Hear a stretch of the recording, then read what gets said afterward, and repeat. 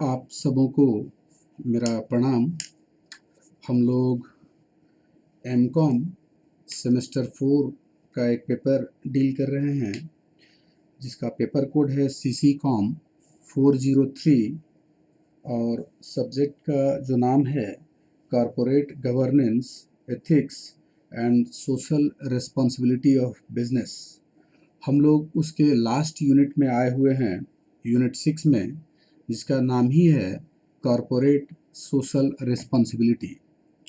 आज इस यूनिट 6 में जो सीएसआर है, जो कॉरपोरेट सोशल रिस्पॉन्सिबिलिटी, इसको हम लोग शॉर्ट में सीएसआर कहते हैं। हम लोग इसमें आज कंटेंट्स को रखे हैं सीएसआर में। सबसे पहले थोड़ा सा इंट्रोडक्शन जानेंगे, इंट्रोडक्शन के बाद इसके मीनिंग को जानेंगे, कुछ एक आध दो डेफिनेशंस देखेंगे, एप्लीकेबिलिटी को देखेंगे कि सीएसआर कहाँ कहाँ एप्लीकेबल होगा, सीएसआर कब एप्लीकेबल होगा, सीएसआर अमाउंट ऑफ एक्सपेंडिचर देखेंगे, सीएसआर पर खर्च कितनी करनी है, और अगर डिफ़ॉल्ट होता है तो क्या उसमें कोई पैनल प्रोविज़न है तो किस तरह का पैनल प्रोविज़न है। आइए हम लोग एक एक करके शुरू करें। सबसे पहले चलते हैं हम लोग इंट्रोडक्शन में। तो कहता क्या है ना, सबसे पहले सीएसआर का थीम समझ लें हम लोग। एकदम सिंपल सा है, क्या है आखिर सीएसआर। तो हम सभी जानते हैं ना कि जो कंपनीज हैं, ये जो भी प्रोडक्ट बनाती हैं वो बिना नेचुरल रिसोर्सेस को यूज किए बना ही नहीं सकती हैं। हम सभी जानते हैं, आप हो हम हो, हमें कुछ अगर मैन्युफैक्चर करना है तो हम नेचुरल रिसोर्सेस का कई तरह से यूज करते हैं। बिना उनका यूज किए हम प्रोडक्शन का काम नहीं कर सकते हैं। और जब हम नेचुरल रिसोर्सेज का यूज़ करते हैं कई तरीके से, तो इसका बहुत सारा एडवर्स इम्पैक्ट पड़ता है। पॉल्यूशन होता है, कई तरह का पॉल्यूशन फैलता है। जैसे मान लीजिए जो फैक्ट्री चलती हैं, तो जो चिमनी से जो धुआं निकल रहा है तो एयर पॉल्यूशन हो रहा है, जो कचरा निकला वो नदी में बहा दिया गया, इससे आपका वाटर पॉल्यूशन हुआ। तो इससे पर्यावरण को कहीं ना कहीं नुकसान है और हम लोगों के हेल्थ पर भी इसका बुरा असर पड़ता है। तो सरकार का सिंपल सा कहना क्या है ना कि ठीक है, आप तो ये काम कर ही रहे, करिए, लेकिन आप अपने प्रॉफिट का एक सर्टेन परसेंटेज, वो भी बताएंगे कितना है, आप पब्लिक वेलफेयर पे खर्च करें, आप पर्यावरण पर खर्च करें, जिससे समाज और देश का भला हो, जिससे पॉल्यूशन कम हो, पॉल्यूशन रुके और समाज और देश का क्या हो, भला हो। तो ये जो मतलब उसको इस पैसे को सरकार टैक्स के रूप में नहीं लेती है, बस एक सर्टेन परसेंटेज है और वो एक लिस्ट है, वो बतला दिया है कि इस हेड में आप खर्च कर दीजिए। बस यही सिंपल सा थीम है सीएसआर का, और कुछ नहीं है। तो आइए हम लोग थोड़ा सा इंट्रोडक्शन देखें। CSR is a concept which has become dominant in business reporting। कह रहा है कि एक कॉन्सेप्ट है जो कि बहुत महत्वपूर्ण हो गया है बिजनेस रिपोर्टिंग में। Every corporation has a policy concerning CSR। CSR से रिलेटेड हर कॉरपोरेशन का, हर ऑर्गेनाइजेशन का, कंपनीज का एक पॉलिसी होता है। And produce a report annually detailing it's activity. और उनको करना क्या है ना कि एनुअल बेसिस पे जो एक्टिविटी करते हैं ना, उनको रिपोर्ट में प्रोड्यूस करना है, बता देना है, विवरण देना है। India is the first country, Bharat ही पहला देश है, ध्यान देंगे, इन दी पूरे world to make corporate social responsibility, जिसने सीएसआर को मैंडेटरी बनाया है। Following an amendment to Companies act 2013 in April 2014। ये जो कंपनीज एक्ट 2013 है, उसमें अप्रैल 2014 में एक अमेंडमेंट लाया है और सीएसआर को मैंडेटरी किया है। ध्यान देंगे, during the COVID-19 outbreak, the Ministry of Corporate Affairs has notified that companies' expenditure to fight the pandemic will be considered valid under CSR activities. ध्यान देंगे, ये जो COVID-19 जो अभी जो जिस पेंडेमिक से हम लोग गुजर रहे हैं, ये जो मिनिस्ट्री ऑफ कॉरपोरेट अफेयर्स है ना, उनका कहना है कि आप अगर इस पेंडेमिक से फाइट करने के लिए इस पे खर्च करते हैं, तो वो सीएसआर एक्टिविटीज़ का ही पार्ट माना जाएगा कि आपने सीएसआर एक्टिविटीज़ पे खर्च किया है। फंड्स में भी स्पेंड किया जा सकता है on various activities related to COVID-19 such as promotion of healthcare and disaster management। आप फंड का इन हेड पर खर्च कर सकते हैं और वो माना जाएगा, मिनिस्ट्री ऑफ कॉरपोरेट अफेयर्स इसको वैलिड मान लिया है, उसको माना जाएगा कि आपने सीएसआर पे ही खर्च किया है। The concept of, देखिए समझिए, the concept of CSR rests on the ideology of give and take। अभी हमने बताया ना कि ये कहता है कि गिव एंड टेक पर आधारित है। मतलब कंपनीज को अपने प्रॉफिट का एक सर्टेन परसेंटेज समाज के कल्याण पर खर्च करना है, पब्लिक वेलफेयर पर खर्च करना है। तो वो जो खर्च करेगा तो सब कब खर्च कर पाएगा, जब वो समाज से कुछ लेगा। तो गिव एंड टेक पर आधारित है। नेचर स्वाभाविक है, नेचर से बहुत कुछ कंपनियां लेती हैं। बिना अभी तो क्या है, बिना नेचुरल रिसोर्सेज का यूज किए कोई भी कंपनी प्रोडक्शन का काम नहीं कर सकता है। तो समाज से कुछ ले रहा है, पर्यावरण से कुछ ले रहा, तभी तो वो देगा। ठीक है, आइए हम लोग बात को आगे बढ़ाते हैं। अब हम लोग देखते हैं मीनिंग ऑफ सीएसआर। आखिर ये सीएसआर है क्या? अभी हम लोग इंट्रोडक्शन देखे, अब हम लोग मीनिंग को देख रहे हैं, मतलब क्या क्या इसका अर्थ है।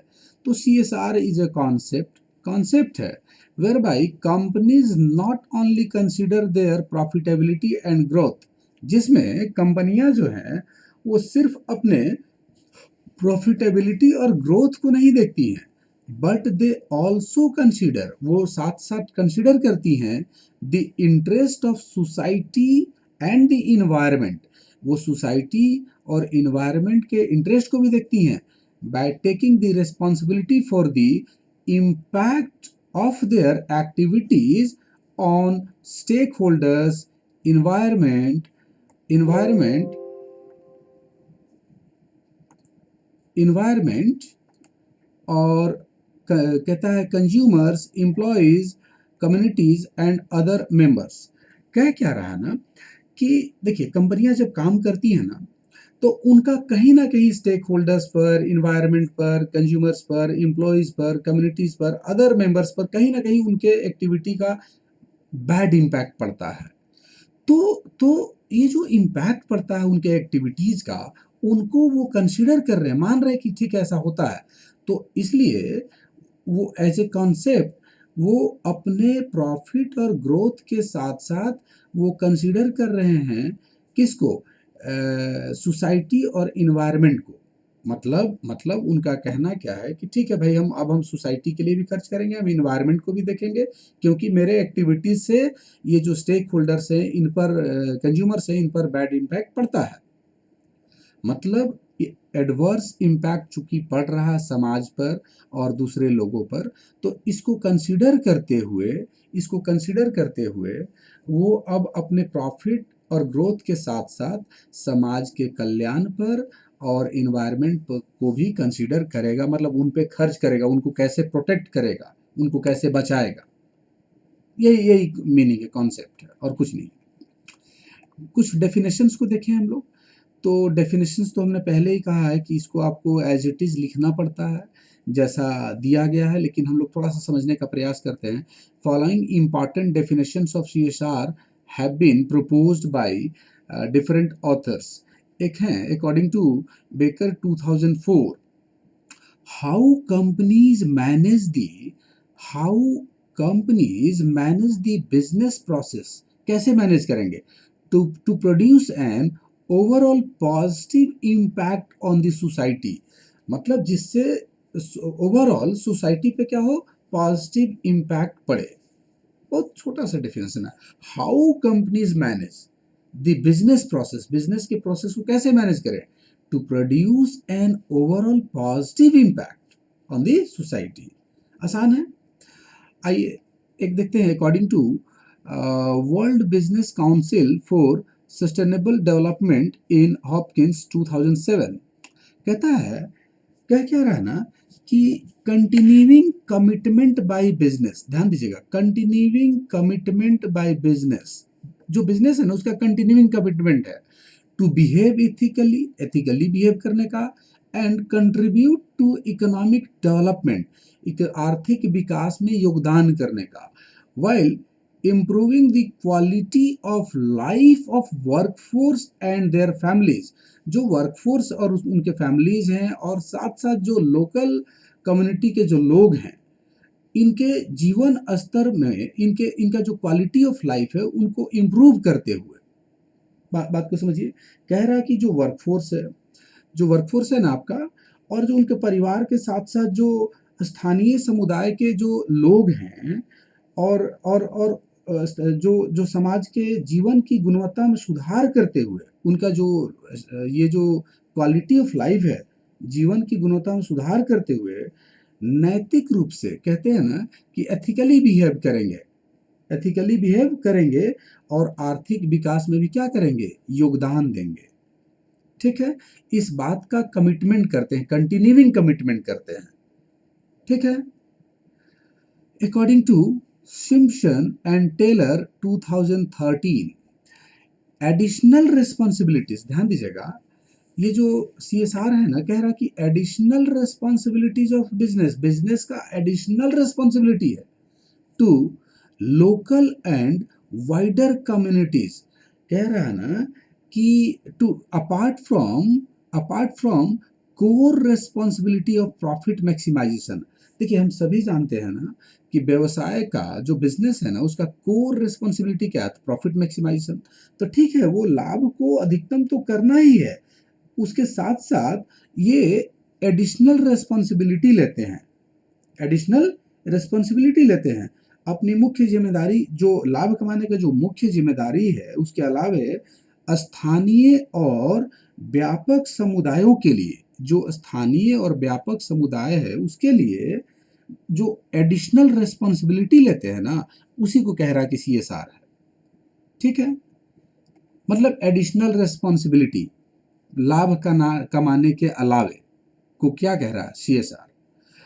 We can define CSR as a way of operating a business, मतलब बिजनेस को ऑपरेट करने का एक तरीका है, in a manner to meets the ethical, legal, commercial and public expectations, ध्यान दीजिएगा, that a society expects from the business, एक सोसाइटी, एक समाज जो है किसी बिजनेस से क्या एक्सपेक्ट करता है, क्या उम्मीद करता है, तो उम्मीद यही ना करता है कि जो बिजनेस हैं वो एथिकल वे में काम करें, लीगल वे में काम करें, कमर्शियल एंड पब्लिक एक्सपेक्टेशंस के आधार पे काम करें, जो जो उनका सोच है उसके हिसाब से काम करें। तो वही तो कह रहा, we can define CSR as a way of operating a business, या as a way of operation of business in a manner that meets, इस तरह से व्यवसाय करे जो पब्लिक के एक्सपेक्टेशंस को मीट करे, मतलब वो लीगली काम करे और एथिकली काम करे।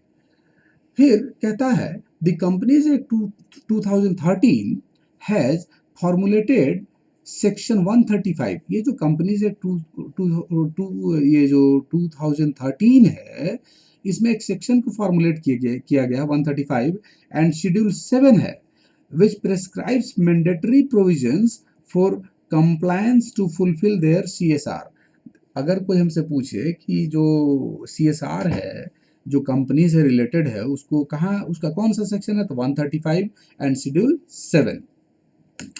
आइए अब हम लोग थोड़ा सा जाने एप्लीकेबिलिटी को, मतलब कि CSR जो है, कॉरपोरेट सोशल रिस्पॉन्सिबिलिटी जो है, इसका एप्लीकेबिलिटी मतलब किस तरह के कंपनियों में ये एप्लीकेबल होगा CSR का जो थीम है, जो कॉन्सेप्ट है।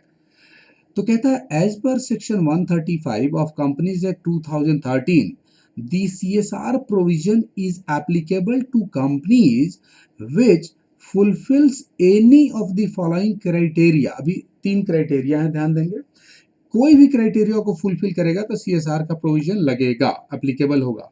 During the immediately preceding financial year, जो फाइनेंशियल ईयर है उसे ठीक पीछे का जो ईयर होगा उसमें अगर ये इन तीनों में से कोई भी एक कंडीशन फुलफिल हो जाए तो CSR का प्रोविजन एप्लीकेबल होगा। ध्यान देंगे कैसे, क्या पहला कंडीशन, कंपनीज हैविंग नेटवर्थ, ध्यान दीजिएगा, नेटवर्थ जो है वो ₹500 करोड़ या ऊपर का हो।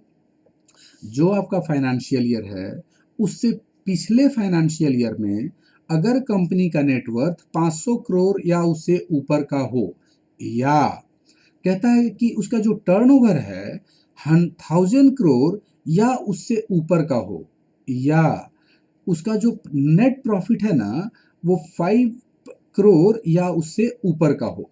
अगर ये तीनों में से कोई भी एक कंडीशन कोई भी कंपनी फुलफिल कर दे, मतलब प्रीवियस जो आपका फाइनेंशियल ईयर उससे पिछले वर्ष में अगर इनमें से कोई भी कंडीशन फुलफिल करता हो तो उस पे, उस कंपनी पे सीएसआर का प्रोविजन अप्लीकेबल होगा। मतलब कि उसको एक सर्टेन परसेंटेज अपने प्रॉफिट का खर्च करना है पब्लिक वेलफेयर पे, समाज के कल्याण पे, इन्वायरमेंट पे खर्च करना है, जिससे कि सस्टेनेबल डेवलपमेंट हो। मतलब आपको इन्वायरमेंट को बचाना है और पब्लिक वेलफेयर में खर्च करना है कंपनियों को। आइए देखते हैं amount of expenditure on CSR activity. ये जो सीएसआर एक्टिविटी है इस पे खर्च कितना करना है, ये बार बार आ रहा था। The act encourage companies, encourage करता है कंपनियों को टू स्पेंड मिनिमम 2%, ध्यान दीजिएगा मिनिमम 2%, ज़्यादा खर्च करे और अच्छा है, लेकिन मिनिमम 2% खर्च करना है। किसका? तो of its average net profit in the previous 3 years. ध्यान दीजिएगा, पिछले 3 साल का जो प्रॉफिट होगा उसका एवरेज निकालेगा और उस फिगर का मिनिमम 2% सीएसआर एक्टिविटीज पे खर्च करना है। ये सीएसआर एक्टिविटीज में क्या क्या आएगा ये नेक्स्ट लेक्चर में हम आप लोगों को बतला देंगे। आइए बात को थोड़ा आगे बढ़ाते हैं।